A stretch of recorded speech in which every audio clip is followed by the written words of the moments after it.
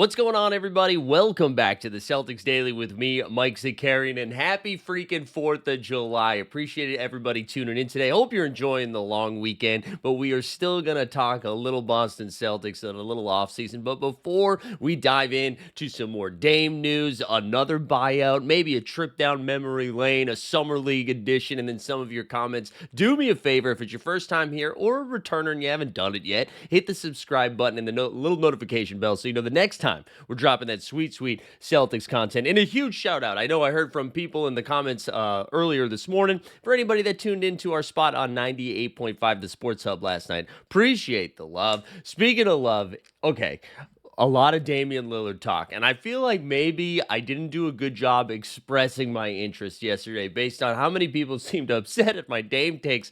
I think I was just a little uncertain about why Damian Lillard would want to go to Boston, but with the reporting that's been coming out, it really does seem like it's narrowed down to 3 teams for Dame's next destination. I really thought Damian Lillard, after battling this injury, finally getting away from Milwaukee, which sounded toxic maybe is too strong of a word, but there does seem to be like there was a rift between Dame and the Milwaukee Bucks organization. There was also this remark where Giannis said he was surprised by it, surprised that Dame was released. Then Ramona Shelburne from ESPN reported that Giannis knew, and then Dame dropped a Jack Black gif in a reply on Twitter, so we're really getting into the weeds. But with I just assumed that with Dame's newfound freedom, for lack of a better word, happy 4th of July, then maybe he would take some time away, just kind of rehab and try to find what the next best spot was for him. But it really sounds like, reporting from Mark Spears, from Chris Haynes, that Dame has kind of zeroed in on a couple of different locations, with Boston being one of them. I really, again, if I was to bet on it, I feel like Golden State would be one of the landing spots. But as some people pointed out in the chat yesterday, I forgot about Dame and Tatum's connection, right? They recently posted on the story of them both in recovery mode together on their Insta story from the Achilles tear. And I guess if you are Damian Lillard, you're looking around the league and you want to go to a situation where you're still going to be able to impact winning, right? You're still going to have a chance to like compete. You don't want to be like those 2004 Lakers, right? Where Gary Payton and Karl Malone are ring chasing at the end of his career. Dame still has something left in the tank. And I think one of the beautiful things about a player like him is like, yes, you don't really know what you're going to get when he comes back. I believe he's 35 years old right now. By the time he's back on the basketball court and playing NBA hoops, he's going to be 36, right? But the thing that never goes away is shooting. And so, like, he wasn't a staunch defender anyways. I think he might lose a little bit of his pick and roll game, but the shooting will always be there. And if we know anything about this current NBA, the 3-ball is important. So, you think of like Ray Allen later in his career, Shane Battier. I know that's a weirder example because Battier was more of a defender, but still the corner 3 shooter. The 3-point shot will help extend your career. So, anyways, if Dame is really interested in coming to Boston, and the timelines do match up in a fun way, right? Where Tatum would be coming back, and I'm less concerned about Tatum's return from the Achilles injury, right? Because one, he's a little bit younger.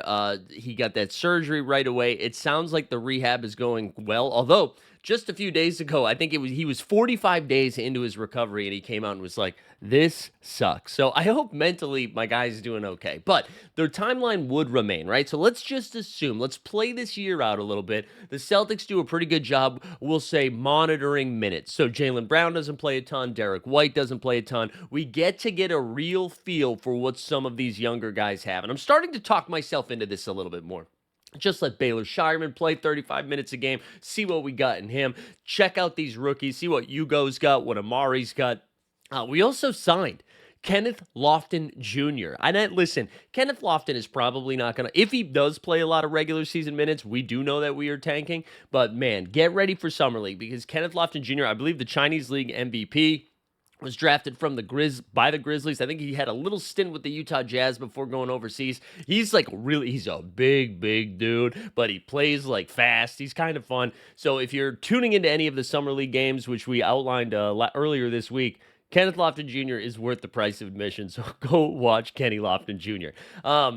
But anyways, let those guys get their minutes, get their run in, and then when we come back, right, we'll have a really good draft pick. I'm not going to say the number one overall because like everybody seems to get mad when I say tank that we're not the Wizards. I know we're not the Wizards, but we're gonna have say like a top 10, top 12, top 14 pick, right? You go out there, you get a good addition, another rookie guy. Maybe our books are a little bit cleaner now. I'm sure we've made some other moves to get under the second apron. You bring in Dame for say like 5, 7, 9 million. And some people in the chat were asking, why would Dame sign for less? So the good news is Damian Lillard, no matter what, is already going to be making $22 million per year. Thank you to the Milwaukee Bucks and their buyout. So he can still make a little bit more, but whatever the next team pays him, some of that money gets shaved off what the Bucks owe him. So I don't think he's going to be taking too much more than that. So I do think you could get him for like somewhere under 10 million for a year. And if they do like a 1-and-1, right? You give him a 1-year deal and then a player option or a team option, however you want to do it. It doesn't have to be long term.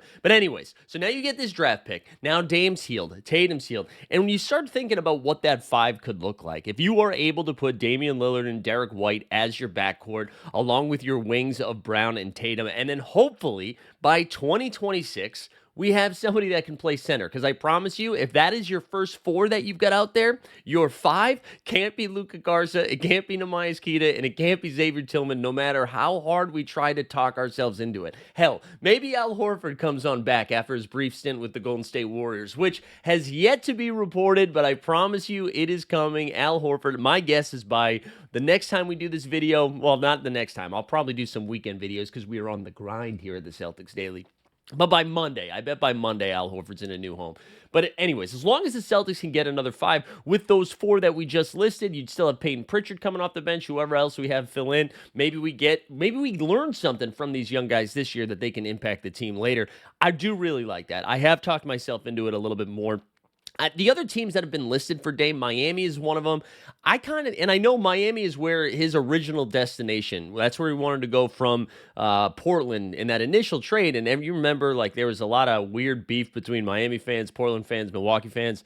I think the situation that Miami is in now compared to where it was when that trade would have happened is very different. And I don't know if Pat Riley is entering that phase of his career where, like, you know, he shouldn't have a license or something. Like, I don't know what Miami's doing, I guess is what I'm saying, right? They have Tyler Hero, they have Bam Adebayo. They've got some fun young guys, and Khalil Ware, who I'm a huge fan of, Nikola Jovic, whatever. But I think Dame at that point in his career, especially if he's going for less money, probably wants to put himself in a situation where he's got a chance to at least compete in the playoffs, compete for a title, right? Miami's not going to be that team anytime soon unless they make some big move next offseason, because it's not happening this offseason, which, by the way, next offseason, you know who hasn't signed an extension yet? Luka Doncic. All right? So, like, yes, he's probably going to. You know who else who hasn't signed an extension yet? Nikola Jokic. So I'm just throwing these things out here, throwing some stuff out there about guys that haven't signed extensions yet. So where are they going to go? Where are they going to go? Anyways, he's not going to go to Miami.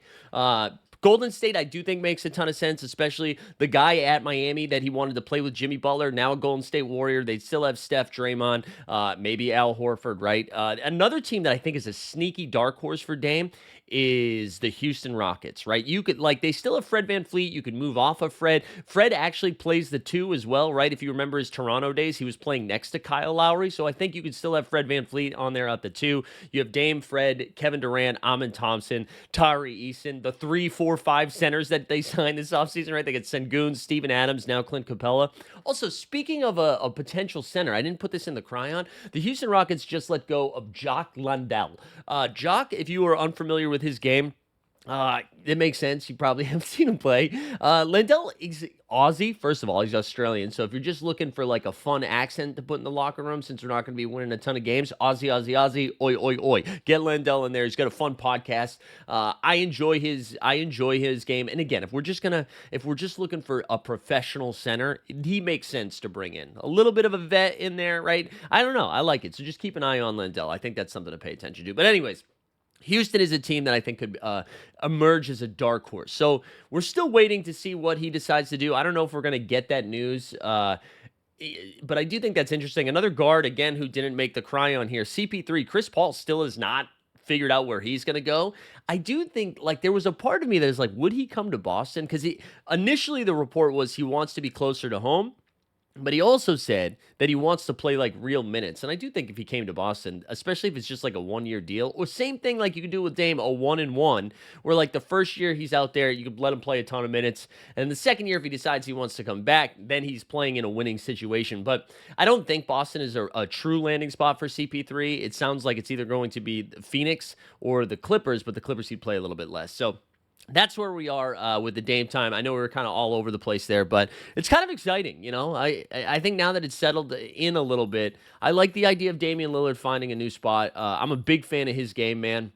Like when you think about what you want in a player, everybody's got their flaws, right? But I kind of think about Tyrese Halliburton. I know Halliburton gets some hate sometimes, but when the game is on the line, you want the guy that's comfortable, that's willing, has the ability to make that shot. I know we've had some frustration with the Celtics end of game play sometimes, right? Clearly in this most recent postseason where we would just fall apart with leads. But Dame, multiple times, has sent full-ass organizations home with a game-winning playoff series shot. And you just those types of dudes are so easy to root for. Remember, he gave Paul George the wave. Anybody that's going to give Paul George crap, sign me up. Sign me up. Somebody who I'm way less excited about, Bradley Beal. Bradley Beal, there's two players, I believe, in the entire NBA right now that have a no-trade clause. LeBron James, the second greatest player of all time. I'm not going to go out there and say he's the GOAT. I'm old enough to remember Michael Jordan. The second best player of all time, LeBron James, has a no-trade clause. And then Bradley freaking Beal. It's incredible. Bradley Beal has just straight up nuked his value. I mean, I was a fan of his game. I don't think this should be Bradley Beal's fault for the situation that he's in. These teams agreed to these terms with him. That's the Wizards who initially gave him this monster deal. He's essentially making $50 million to come off the bench for the Phoenix Suns right now. But the Wizards signed him to this deal. Then the Suns traded assets to bring this guy in. And now the Suns are desperately trying to get rid of Bradley Beal. And so there's rumors that a buyout might be around the corner, which is just, I wanted to bring this up because I do think the Celtics would be another spot where he would make sense, right? Because I think anytime that you can claim all-star level type player with like low risk, high reward, right? Because you wouldn't be paying him too much. I think you could take a shot at it. So I think you could take a shot at Bradley Beal. It sounds like he's more interested in the West Coast Classic, but this isn't somebody where I'm like, we got to clear the books. We got to go get Bradley Beal immediately. But I do think it's just hilarious that this is the point of the NBA we're in right now. And maybe Dame and Bradley Beal are extenuating circumstances, right? Hard to predict. Like Giannis at this point in his career where he's like demanding a chance at winning a chip, right? So the Bucks are being a little bit more aggressive and maybe desperate from behind the scenes trying to make moves. And then Bradley Beal just kind of in this dumpster fire situation. But to see like Bradley Beal's not all-star caliber anymore, but was in Dame where he was. Like to have two of these guys just get straight up cut mid-season or before the season is kind of nuts. But again, I think that speaks to where we are as you're seeing a Celtics team, which like could still compete a year from now if they were able to keep everybody together. They're just lopping salaries off, right? Drew Holiday, see you later. Porzingis, see you later. Al, Luke, all these guys gone. It's just like the new world that we're living in. It's kind of nuts to think like that not last summer, but the summer before, the Celtics had just gotten rid of Marcus Smart, the heart and soul of the Boston Celtics. Got rid of Marcus Smart. Celtics seemed like they were in disarray. Then all of a sudden, bang, a year later, you fast forward, NBA title champions, we're holding the belt, duck boats going down the street, and then a year later, we're just completely lighting the team on fire and saying, see you later. It is pretty nuts. So again, back to Bradley Beal. Don't necessarily think he is going to be landing in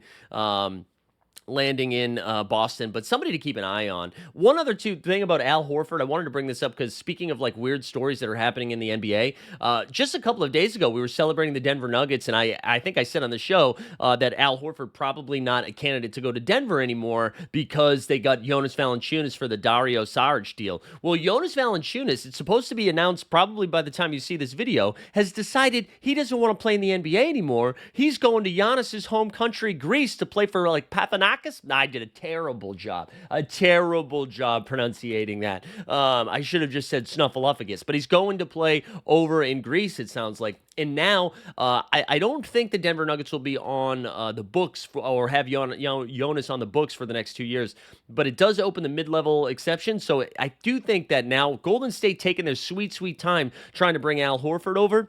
I think it now does open the window for Al to potentially go to Denver, which I'd prefer. I'd rather watch Al in Denver than Golden State. I still have hate in my heart from 2022.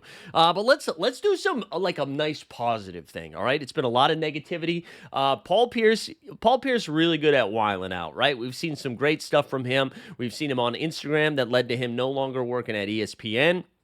We've seen him say if the Knicks beat him in the series, he was going to walk to work, and then he Instagram live that. KG went over and said hi. We've seen him just be faded on live streams. But he was on, I believe it was FS1 or Fox Sports, which I think is FS1, this week, and he said that he believes he was the best pure scorer. The best pure scorer.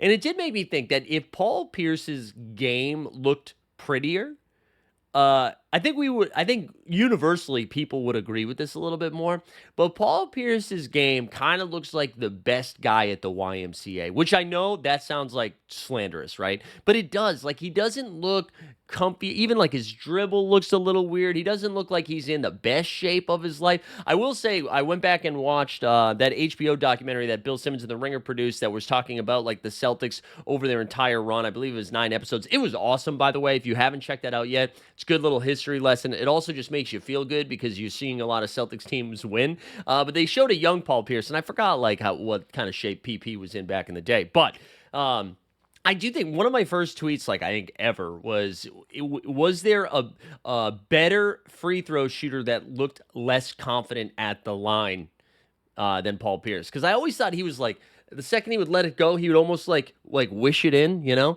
But it did start making me think, like, of that generation. I mean, I think Kobe, obviously, I'm not like a huge Kobe guy or a Lakers guy because I'm a Celtics fan, but for lots of reasons. I think Kobe does have to be considered. He truly was like, he could do it at all 3 levels, an incredible scorer. But Pierce really was another guy, right? Especially as his game evolved over the years. Like, his 3-ball got a lot better, could score at the line, could get to the rack, got fouled a lot. That mid-range game hit a lot of. You talk about guys that hit clutch shots. Paul Pierce, time and time again, hit some massive, massive daggers. So yeah, I mean, I don't know. Like, you think more. I'm trying to think of like Tracy McGrady. He was another like of that generation of pure score. I mean, Allen Iverson was like an incredible scorer. So I know sometimes you just have to say wild stuff on TV, but I do think like he does not get enough love because his game wasn't as aesthetically pleasing as some of the other guys. So would be curious to hear your thoughts on Paul Pierce and on everything that we've done. So make sure you get active in the chat. We're about to hit some of your comments from yesterday. Just want to say a lot of new people finding the channel recently. Hell yeah. Keep that energy coming. If you're watching still and you haven't subscribed, do me a favor. It's good for the algorithm and it's good for my heart. Hit the subscribe, hit the like, get active in the chat so we can talk about it. Hit the little notification bell. But let's get to some of your comments from yesterday. I think we got 2 we are going to highlight. So first one, we've got Matt Tulip 13. Now, Matt, first thing I want to know, is your last name Tulip, or are you a big Tulip guy? Like, just a big Tulip guy, or did I just mess up the pronunciation? But Matt Tulip 13 said, Tatum and Dame are really good friends. I can see him being here for cheap as he's getting paid big money for the Bucks. He would fit so well in the system. Also, the way the people are acting like the Celtics are going to be trash blows my mind. We have a lot of young talent who now can show what they can do. I also see us making a few more moves, so relax, everyone. Celtics will be fine. Listen, sometimes it's important to have somebody tell you to relax. Not enough people are relaxing out there. It's a holiday weekend. I agree. We should all relax. I wouldn't say we have a lot of Celtics young talent. I don't think we know what we have with a lot of these guys. We saw Baylor Shireman play like 9 minutes last year. We've seen Jordan Walsh play like 15 minutes in 2 years. We don't really know what we have in them. Hugo Gonzalez, I'm starting to talk myself into. I love that he doesn't pronounce the H. I think that's fun. Hugo. Brad seems super jacked up about him. The whole Celtics organization felt like it was a coup that they got Hugo. A Hugo. That was terrible. We should edit that, but we don't edit things here. But just know, mentally, I edited that joke out. So I don't know what we have with the young talent, but I do think we are going to be fine. I think we're going to be trash this year, though. We're going to be trash pandas. But I think it's an intentional trash.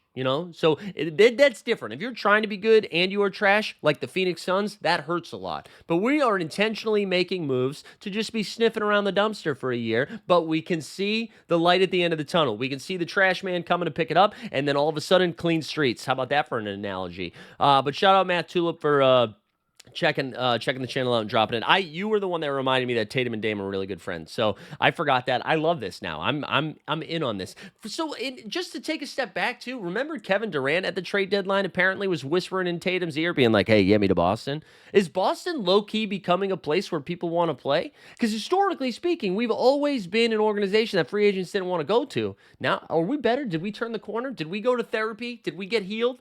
All right, we got one more comment from our guy Pino Guarino H8Z hates. So is it Pino Guarino hates? I'm doing too much work talking about your names, but this is what I do.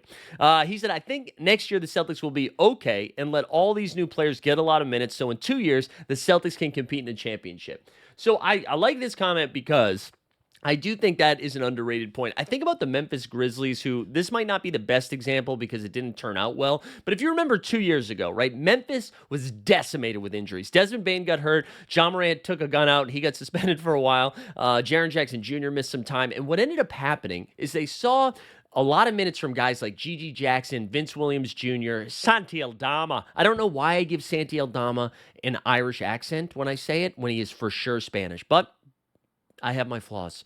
But they saw these guys get Scottie Pippen Jr., another great example.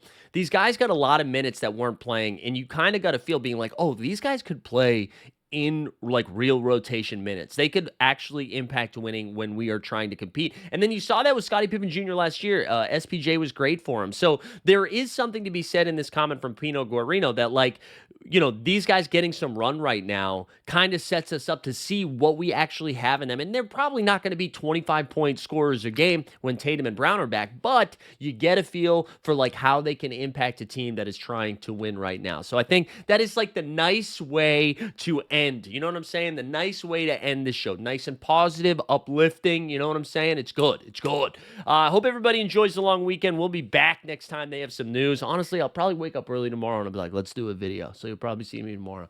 But I hope you guys have enjoy the holiday. Be safe. Have a bevy for me. Hit the subscribe on the way out, and we'll see you next time.